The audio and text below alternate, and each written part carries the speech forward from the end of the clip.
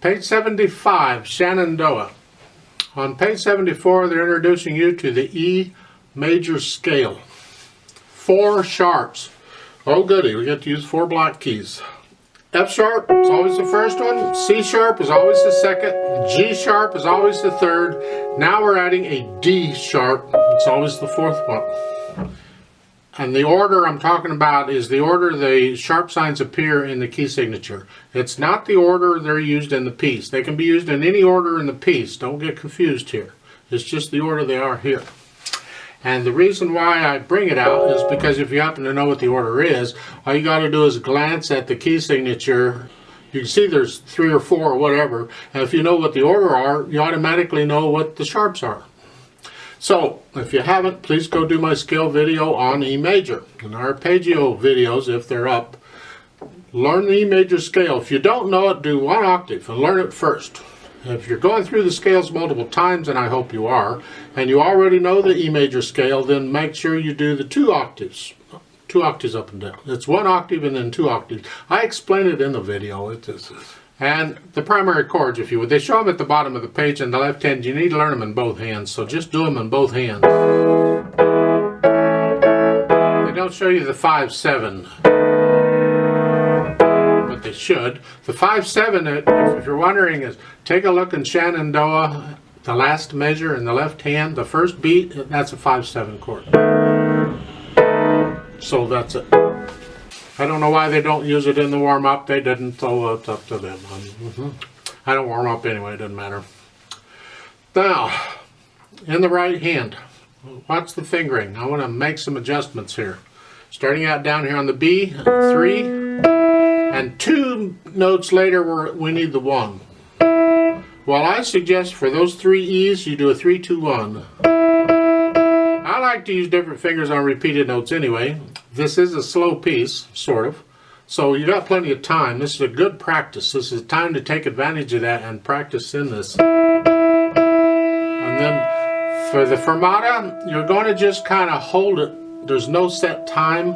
A lot of arrangements for this song will give no fermata. They'll give an actual note value there. It might be a quarter note or something. Here they just fermata and then go on when you're ready. Lift at the end of the phrase so we hear break. Now second line, first measure, watch the fingering. It's not the only fingering we could use. I'm not going to bother. If you want to use a different finger, you could use a 4th finger on the C sharp. Then you don't have to cross over the thumb if you don't want to. Going on. If you have a 3rd finger on the B, then you need to use 4th finger on the next measure for the first note, and then you can use 5th finger. Now the E's held down. Hold that E down until you get to the G sharp. Watch the fingering. Lift at the end of the phrase. The fingering. Lift at the end of the phrase there in the last line, first measure.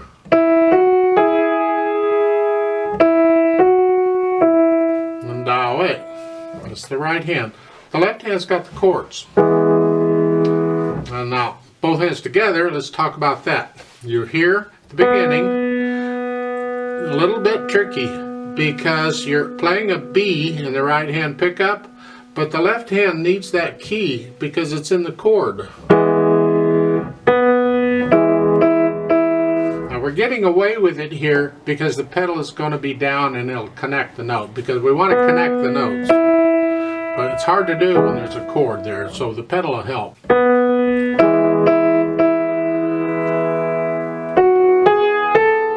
See, the left hand is tied through all of this. Now we're going to lift up at the phrase, and I'm going to play the E on the beat, and I'm going to roll all those notes, but I want to hear the melody.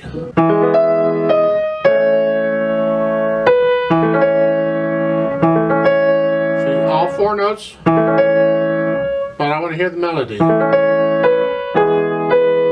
we're going to hold that for a little bit, and then we'll lift the hands together and go on. Fermata,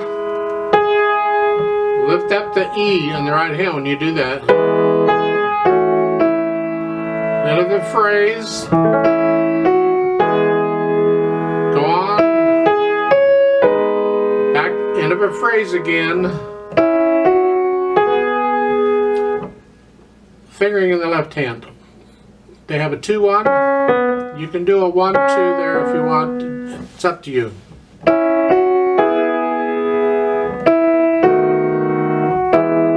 Like so. I'm going to pedal it like they're saying pretty much. At the beginning, I'm going to push the pedal down right after I play the B. I'm going to hold it down until I play the F sharp. I'm going to lift it up. I'm going to put it down right after I play the B in the last measure of the first line. And then I'm going to lift it up with the hands because I want to hear break in the phrase. And it's overlapping pedal. I'm going to lift it up with the hands, with the left hand, because I want to hear it break in the phrase. Overlapping pedal.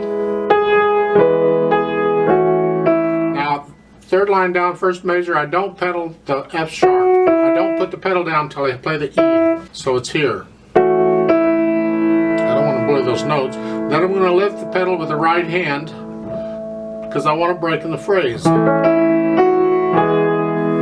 Overlapping. I lift the pedal up with the hands so I hear break in the phrase. And I'm not pedaling the third beat on that last line, the first measure. Then I put the pedal down for the second measure and it's overlapping. Something like that. Now let's go back through and add the dynamics and all that stuff. This is soft, but that's the melody that's soft. So everything else is really, and it says it's preciso. And adagio moderato, well, you'll find recordings of this. You'll get an idea how fast it goes. That's close enough. So it's just try and be expressive.